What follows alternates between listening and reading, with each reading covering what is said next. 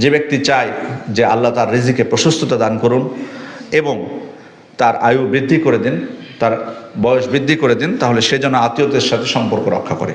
সহিহ বুখারী এবং মুসলিমের বর্ণনা। রিজিকের প্রশস্ততা এবং আয়ু বৃদ্ধি করা, আত্মীয়তার সম্পর্ক রাখলে এটা আল্লাহ তাআলা বৃদ্ধি করে দেন। এখন এটার ব্যাখ্যাটা কি? অনেকে হয়তো জানতে চান যে এটার ব্যাখ্যাটা কি। এটার ব্যাখ্যায় অনেক ওলামা ইকরাম বলছেন যে আয়ু বৃদ্ধি করা, এটা দ্বারা উদ্দেশ্য হলো যে শারীরিক বরকত। এটা মানে বাস্তবে এমন না যে ওনারা বলতে চাচ্ছেন যে 50 থেকে আল্লাহ 55 বছর করে দেবে আপনার আয়ু আত্মীয়তার সম্পর্ক রাখার কারণে, এটা না। বরং আল্লাহ আপনাকে সুস্থতা দান করবেন, যে কত বছর বেঁচে থাকবেন আপনার শরীরটা ফিট থাকবে, ভালো থাকবে, আপনার বিচক্ষণ আপনি থাকবেন, আপনার স্মৃতিশক্তি চলে যাবে না, দৃঢ় সংকল্পটা থাকবে যে কোনো ভালো কাজ করার, ইবাদতের ক্ষেত্রে হোক বা সাধারণ উপকারের ক্ষেত্রে হোক, অর্থাৎ বরকত স্বাভাবিক, এটা বুঝিয়েছেন তারা। আবার আরেক দল ওলামা ইকরাম বলছেন যে না, এটা হাকিকি অর্থে ব্যবহৃত হবে, এটা বাস্তবিকই আল্লাহ তাআলা রিজিক বৃদ্ধি করে দিবেন, আয়ু বৃদ্ধি করে দিবেন। এখন হয়তো প্রশ্ন হতে পারে যে সব কিছু যদি নির্ধারিত থাকে তাকদির, তাহলে পরিবর্তন হবে কি করে? সম্মানিত উপস্থিতি, এই মাসালাটা তাকদিরের মাসালা, যে কারণে খুব বেশি, কারণ আল্লাহ তাআলা কোরআনে কি বলছেন? ওয়ালিকুল্লি উম্মাতিন আজাল ফাইজা জাআ আজালুহুম লা ইস্তাখিরুনা সাআতাও ওয়া লা ইস্তাকদিমুন। প্রত্যেকটা উম্মতেরই আল্লাহ সময় নির্ধারণ করে দিয়েছেন। সে সময় যখন উপস্থিত হবে তখন আপনি পিছাতেও পারবেন না, সেটাকে এগিয়ে নিয়ে আসতেও পারবেন না, এই ক্ষমতা নাই।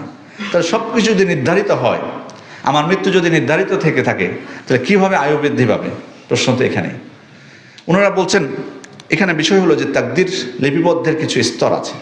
প্রথম বিষয় যে আল্লাহ তাআলা যেটা লিপিবদ্ধ করে রেখেছেন 50,000 বছর আগে আসমান জমিন সৃষ্টি, আসমান জমিন সৃষ্টির 50,000 বছর আগে যেটা লিপিবদ্ধ করে রেখেছেন সেটা পরিবর্তন হবে না কখনোই, সেটা পরিবর্তন হবে না। আল্লাহ তাআলা যা জানেন, যেটা নির্ধারণ করে রেখেছেন সেটা পরিবর্তন নেই, এটাকে বলা হয় মুবরাম। আরেকটা হচ্ছে মুআল্লাক, অর্থাৎ ফেরেশতাদেরকে যেটা লিখিয়েছেন তিনি, ফেরেশতাদেরকে যেটা লিখিয়েছেন, বিশেষ করে আপনার যখন 1 মাস 20 দিন যখন হয়েছে আপনার মাতৃগর্ভে, অথবা লাইলাতুল কদরের রাত্রে, যেটা ফেরেশতাদেরকে আল্লাহ তাআলা জানিয়েছেন সেটার ক্ষেত্রে সত্য ঝুলন্ত অবস্থায় আছে।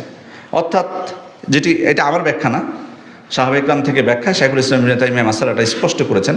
অর্থাৎ ফেরেশতাদেরকে আল্লাহ তাআলা বলে দেন যে এই ব্যক্তি যদি আত্মীয়তার, উদাহরণস্বরূপ বলছি, এই ব্যক্তি যদি আত্মীয়তার সম্পর্ক রক্ষা করে তাহলে তার বয়স হবে 60 বছর, আর যদি সে আত্মীয়তার সম্পর্ক রক্ষা না করে তাহলে তার বয়স হবে 55 বছর।